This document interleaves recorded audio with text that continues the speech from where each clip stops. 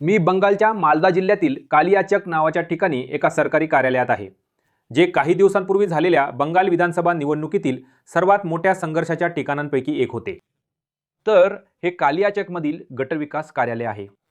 खरं तर हे मोटाबारी नावाचं ठिकाण आहे. तर इथे मतदार यादीतून नावे वगळण्यावरून एक आंदोलन झालं, पण काही तासातच त्याचं रूपांतर 9 तासांच्या ओलीस नाट्यात झालं, ज्यात किमान 7 न्यायिक अधिकारी, त्यापैकी 3 महिला या कार्यालयात अडकल्या होत्या. कारण इथल्या एका जमावाने मतदार यादीतून मोठ्या प्रमाणात नावे वगळण्याच्या निषेधार्थ संपूर्ण कार्यालयात आंदोलन केलं.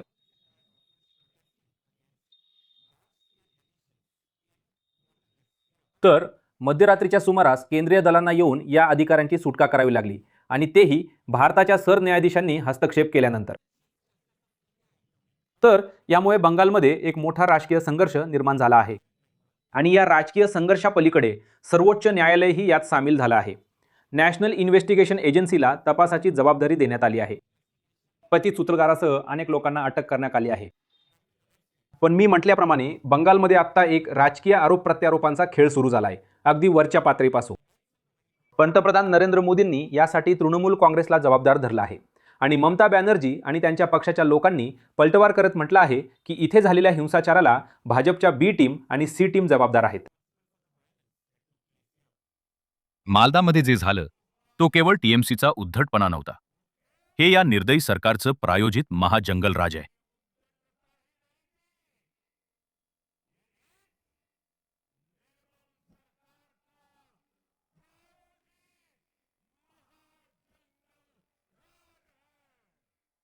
हे टीएमसी जेव्हा न्यायाचा फास आवळला जातो तेव्हा संवैधानिक संस्थांचा गळा दाबण्याचं काम करते.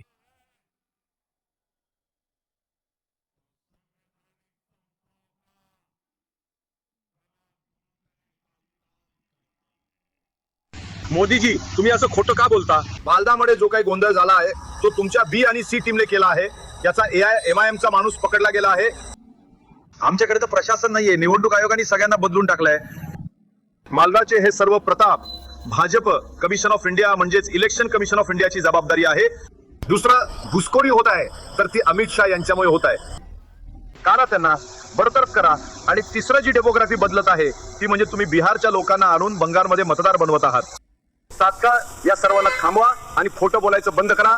पंतप्रधानांच्या तोंडून चांगलं वाटत नाही. पण या राजकीय आरोप प्रत्यारोपांच्या आणि भाजप व टीएमसी एकमेकांवर करत असलेल्या या सर्व हल्ल्यांच्या पलीकडे जमिनीवर लोकांमध्ये स्पष्ट राग दिसत आहे.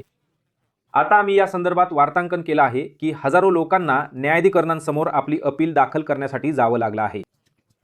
जर तुम्ही मोटाबारीच्या आणि आजूबाजूच्या गावांमध्ये गेलात, जिथे मी सध्या आहे आणि जिथे ती घटना प्रत्यक्षात घडली होती, तर तुम्हाला या संपूर्ण प्रक्रियेबद्दल खूप निराशा दिसेल.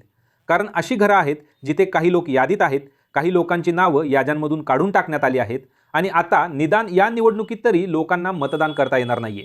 त्यामुळे ते संतापले आहेत, आणि या संपूर्ण परिस्थितीमुळे ते निराशही झाले आहेत. माझं मत ठीक आहे, चांगलं आहे. आता काही येत नाही. माझा मुलगा मुलगी सून मुलगी आहे, कुणाचंच होत नाहीये. कुठून आले? मी मालदा. माझा मुलगा मुलगी कुठून आले? मी देशात राहणार, मालदामध्ये. मी माझ्या मुला मुलींसोबत नागरिक म्हणून राहणार.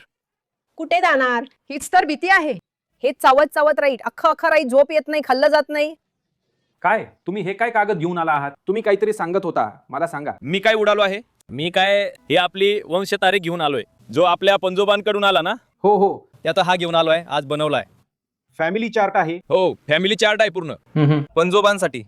हो हो, हे बघा, मी इकडे दाखवत आहे. हे बघा. मग तुम्ही का बनवलं? हे का बनवलं? तो म्हणतोय की पंजोबांपासून तुमचं जे खात्यान आहे, दोली आहे, ते सगळं बघायची गरज पडेल. त्यासाठी आधीच रेडी ठेवून तयार करून ठेवला आहे. प्रत्येक माणसाला खूप परेशान करत आहे. प्रत्येक रांगेत जाऊन मी 2 पैसे कमावेन तर खाईन, नाही कमावणार तर कसं खाणार? दररोज असंच इकडून तिकडे केलं तर कसं का रोजी रोजगार मिळेल का फॅमिलीला? संविधानानुसार सगळ्यांचं आंदोलन जायज आहे, जो एक न्याय आहे. कारण सगळे इकडचे आहेत, तर त्याच्यासाठी तो स्वतःसाठी आंदोलन करू शकत नाही. इथं कुठं लिहिलं आहे की आंदोलन करू शकत नाही? तर माणसं सगळी आपल्या मतासाठी गेली तर अपघात झाला काय माहित? आधीपासून माहित असतं तर कुणी जातं तिकडे जात नाही. आमच्या घरात एकच प्रॉब्लेम, आमची 3 मतं, दोन मतं अलाव झाली. हो. आमच्या बायकोचं मत अडकूनच गेलं. बघा, आम्ही लोक राबतो, खातो. आम्हा लोकांना कागद कलमचं काय माहीत. जसं त्या BLOने आमच्या इथं लिहिलं, डबल हे देऊन आमच्या बायकोचं नाव लिहिलं, त्यामुळं हे बाद झालं. तर चूक कुणी केली? त्या BLOने केली. आम्ही लोकांनी तर नाही केली. आम्ही लोक तर शेतात काम करतो, घरी खातो. याच ठिकाणी कुणी बांगलादेशचं मत नाहीये. 4 पिढ्या 5 पिढ्या ब्रिटिशांच्या राज्यापासून इथे वस्ती चालत आली आहे. तर ज्याचं मत कापलं गेलं आहे, त्याच्या वडिलांचं नाव आहे, आजोबांचं नाव आहे, पणजोबांचं नाव आहे मतदार यादीत. हो. 85 मध्ये पाहिलं तरी आहेत, 90 मध्ये पाहिलं तरी आहेत. त्याचं मत कसं कापलं जाईल? काल मी एका केंद्रीय मंत्र्यांचं भाषण ऐकत होते. ते म्हणत होते की ज्यांचं मत कापलं गेलं आहे ते सगळे बांगलादेशी आहेत. नाही, बांगलादेशी तर इथे कुठे एकही नाहीये. तुम्हाला बोलतात तुमचं दलाल आमचं नाव आहे 2002 मध्ये, आमच्या वडिलांचं नाव आहे, आमच्या आजोबांचं नाव आहे, पणजोबांचं नाव आहे. जेव्हा आमचं कापलं जाईल तेव्हा आम्ही बांगलादेशी कुठून झालो सांगा? आता जेव्हापासून ही सुरू झालं आहे यार, तेव्हापासून रांगेत आहोत आम्ही. कधी सुनावणीसाठी जा, नोटिशीसाठी जा. आता जे चाललंय आता ट्रिब्युनल त्याच्यासाठी सुद्धा रांगेत जावं लागत आहे. आता हे कागद घेणार ते कागद, प्रत्येक गोष्टीचा आवाज आहे आमच्याकडे. आता आम्हाला मत मिळवण्यासाठी काय गोष्ट द्यावी लागेल ते सुद्धा अजून सांगितलेलं नाही, की ही गोष्ट द्याल तर तुमची ही कमतरता आहे, की त्याच कारणामुळे तुमचं नाव कापलं आहे. आता या लोकांपैकी बरेच जण ज्यांचा आवाज तुम्ही आत्ताच ऐकला ते या आगामी निवडणुकीत मतदान करू शकणार नाहीत, कारण मतदार याद्या आधीच गोठवण्यात आल्या आहेत. आता मालदा आणि कालियाचक त्या मतदान प्रक्रियेकडे जात असताना जिल्हा प्रशासनासमोर आव्हान केवळ कायदा आणि सुव्यवस्था राखण्याचं नसेल, तर ध्रुवीकरण झालेल्या मतदारांचा लोकशाही प्रक्रियेवरील विश्वास पुनर्संचयित करण्याचंही असेल.